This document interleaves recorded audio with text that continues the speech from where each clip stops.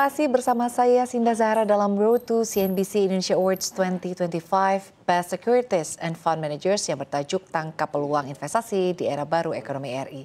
Dan saat ini telah hadir di studio CNBC Indonesia Director of Investment Banking Adira Cita Sekuritas Indonesia, Anindita Cintasya. Selamat siang, Bu Anindita. Selamat siang, Mbak. Bagaimana kabarnya? Alhamdulillah baik, Mbak.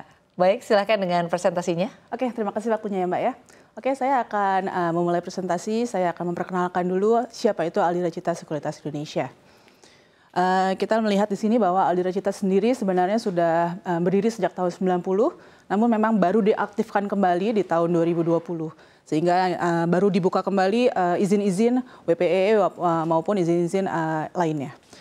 Kita lihat di sini bahwa Adira Cita itu memiliki anak perusahaan yaitu Star Asset Management, di mana memang Star Asset Management ini menjadi anchor investor untuk setiap penerbitan-penerbitan obligasi ataupun sukuk yang kita bawakan.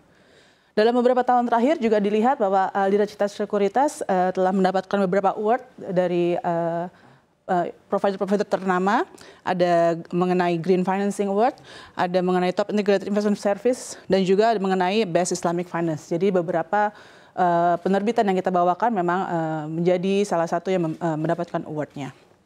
Oke, selanjutnya karena ini memang termasuk sekuritas yang baru, dari sisi shareholders berani untuk mengambil dari para pemain-pemain pasar lama, dari sekuritas-sekuritas yang memang sudah terkenal di pasar modal.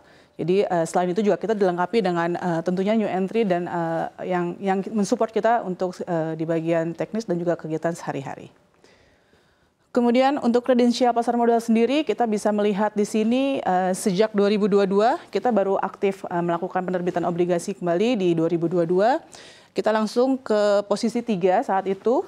Memang karena ada suatu transaksi yang cukup besar, kemudian seiring berjalan waktu sampai dengan tahun 2025 bulan ini, kita melihat bahwa Adira Cita bisa memaintain untuk menjaga level di sekitar 7 besar, Bloomberg League Table, di mana dalam League Table ini memperlihatkan bahwa ini kemampuan porsi penjualan dan underwrite full komitmen dari sekuritas-sekuritas yang bermain di dalam pasar surat utang. Oke, selanjutnya ini hanya sekedar pengalaman kami untuk di tahun 2025 saja kita membawakan beberapa nama-nama besar, kebanyakan ada dari grup Sinarmas, kemudian dari grup Saratoga dan Presiden, ada juga dari bank-bank dan juga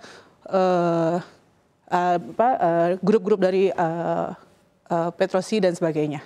Itu jadi beberapa yang di 2025 ini. Kemudian selanjutnya di tahun 2022 sampai dengan 2004 kita juga melihat bahwa ada nama-nama konglomerasi lain yang juga kita sempat bawakan obligasinya. Selain itu juga ada nama-nama BUMN yang muncul di situ. Kita sudah mencoba untuk eksplor untuk nama-nama BUMN itu. Oke, selain untuk underwriting obligasi maupun sukuk, kita juga melakukan memberikan jasa dalam penata laksanaan efek tanpa penawaran umum atau yang biasa kita sebut dengan medium term notes. Jadi beberapa pengalaman kami di penerbitan medium term notes sampai dengan tahun ini juga kita masih sering menerbitkan medium term notes. Selain itu kita juga aktif di penerbitan equity, ada right issue, ada MTO, dan yang baru saja hari ini listing kita menjadi underwriter dalam penerbitan IPO emas. Oke, mungkin saya akan sedikit juga membawakan bagaimana bond market update sekilas saja sampai dengan year to date. Total bond outstanding dari korporasi sampai dengan tahun ini yang outstanding ada 490 triliun, di mana kita lihat dari 2021 sampai dengan 2025 saat ini, penerbitan tiap tahunnya selalu meningkat dengan peningkatan sebesar 11%. Kemudian kita lihat di sini bahwa demand dari investor juga masih cukup besar karena per September saja sudah melebihi dari angka akhir tahun 2024 yang lalu.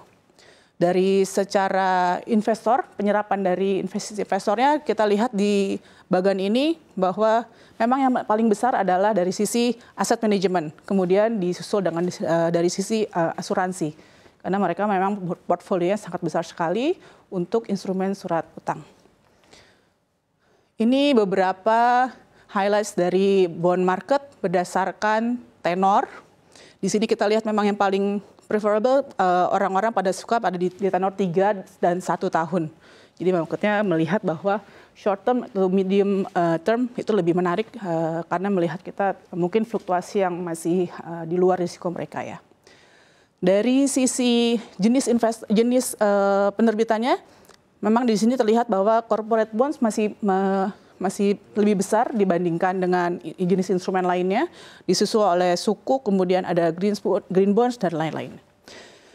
Dari perbedaan dari syariah dan syariah, syariah sudah sangat bertumbuh besar, namun memang lebih banyak yang konvensional. Di sini melihat bahwa pertumbuhan efek-efek syariah ini sudah banyak diminati dari sisi investor-investor. Kemudian untuk yang BUMN dan non-BUMN memang terlihat bahwa penerbitan surat utang ini memang masih banyak didominasi oleh private sector. Ini dari sisi industri. Kita lihat bahwa financial institution lebih banyak menerbitkan obligasi ataupun sukuk untuk melakukan pendanaan dari kebutuhan ekspansinya. Disusul dari bank dan juga ini ada yang terbesar juga ada pulp and paper. Kalau kita lihat dari ratingnya memang lebih banyak, hampir setengahnya itu rating AAA. Karena kita tahu memang terlalu banyak BUMN dan juga perusahaan-perusahaan yang sudah established itu mendapatkan rating AAA, di mana memang di situ risiko investornya sangat terjaga. Jadi ini kurang lebih pembagian-pembagian dari obligasi korporasi yang beredar saat ini. Oke, mungkin sekian materi dari saya kembalikan. Terima kasih banyak waktunya. Baik, terima kasih Ibu Aninita Cintasya, Director of Investment Banking Alira Cita Sekuritas Indonesia atas presentasinya.